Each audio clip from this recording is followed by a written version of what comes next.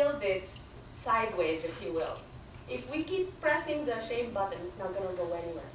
That's my point of view. Okay. Okay, Sarah? Just one question I just have is, as a white person who connects with my white colleague,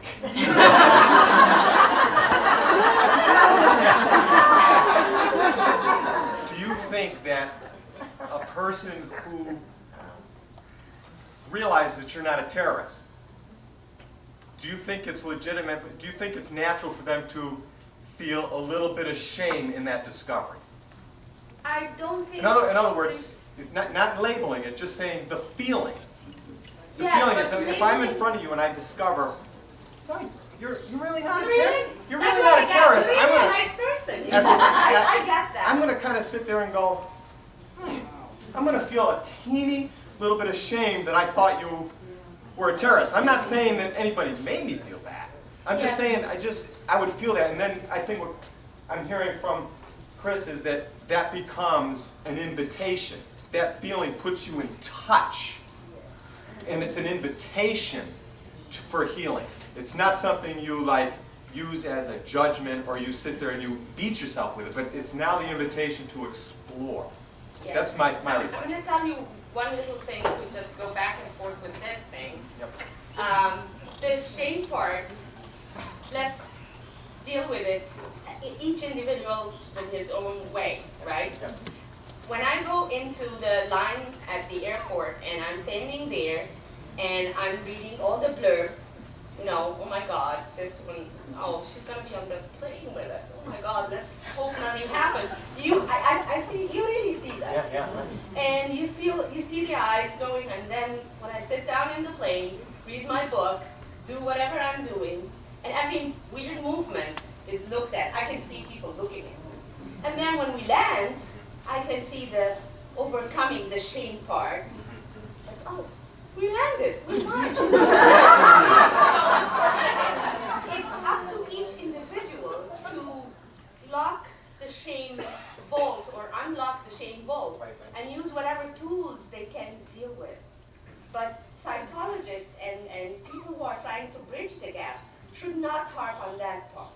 I don't think they should harp on that point. But I also want to say that I think it's important for white people in this history, in this culture, to not, they have to do a lot more work in dealing with that and not let the plane landing safely make it a relief for them.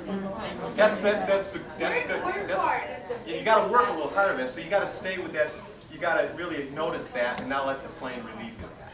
I want to say one other thing as well. I mean, I felt so deeply the fatigue that goes with walking through Logan and having to go through that. Also the everyday fatigue of saying, okay, my job today as a person who does not look Irish is to convince people I've got to be really good and make sure that I'm behaving in a way so that everybody else is comfortable with me.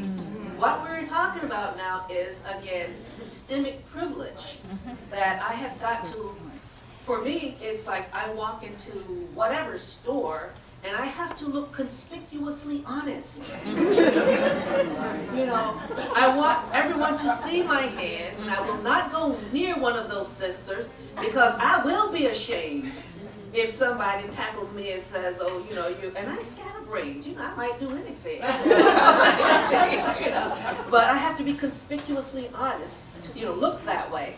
And there's the notion of having to work so hard to make sure that other people are comfortable with you. That is what we mean when we talk about the power over paradigm, and you are absolutely right. It is a conversation stopper. The minute I'm in a group where I have the power, and I say to people who have less power than I, and before I go into this conversation with you, you need to make sure I'm very comfortable, because I can leave.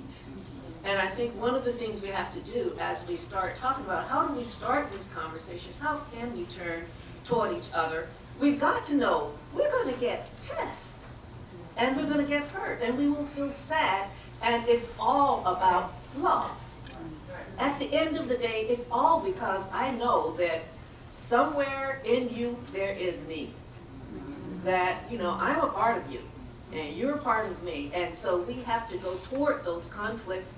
Yes, we will feel shame. You know, white people aren't the only people who feel shame. Oh, no. You know, I feel shame.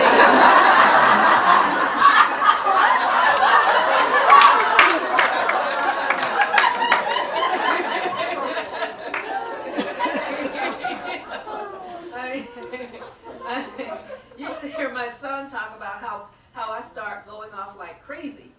You know, the minute I walk into the mall and I see some African-American kid or someone who looks like they might be, it could be Brazilian, I don't know, you know, but walking around and showing me their underwear. You know, I'm just like ready to do something violent. I don't even want to be about violence. It might not be until I see that, you know. And, you know, because what happens for me is shame. It's like, oh my goodness, why get out and represent like this? It's not something that, you know, so that's a part of shame that I have to work on. And I think to the extent that we say, well, you know, I'd rather say, hey, I'm big, bad, bold, I got this stuff figured out. That's not all of who I am. It's only a teeny piece of who I am. I am still a person who continues to have to deal with shame. And it starts with naming it. One of the one experience that, and once it's named, guess what? Everybody feels it. That's why people shut it down. My son, we lived in Wellesley when he was in elementary school, and he needed a haircut, and he was tired of me driving him all the way to Boston to get a haircut. Think about that as privilege and non-privilege.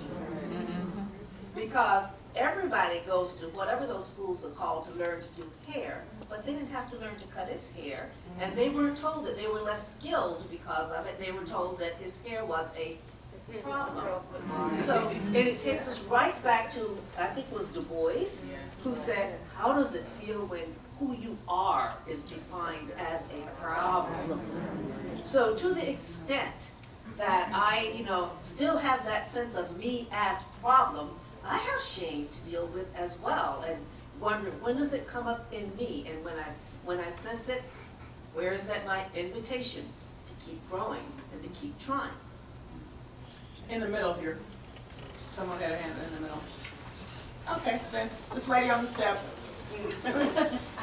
Yes. I think what I wanted to say is that it's more about awareness, and awareness of your experience versus my experience versus her experience.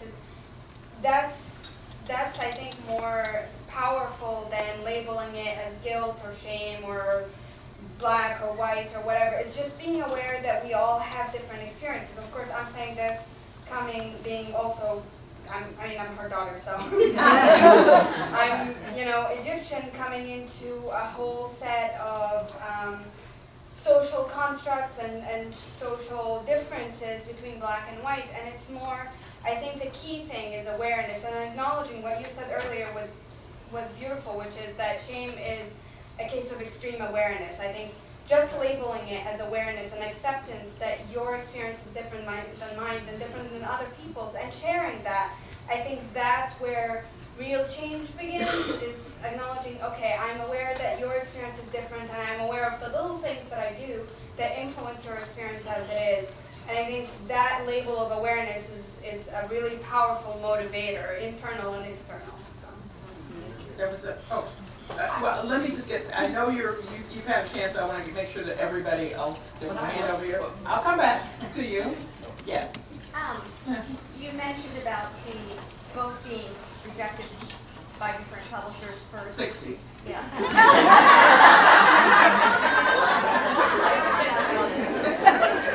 I'm not that familiar. I mean, I saw the movie, but I wasn't that familiar with it.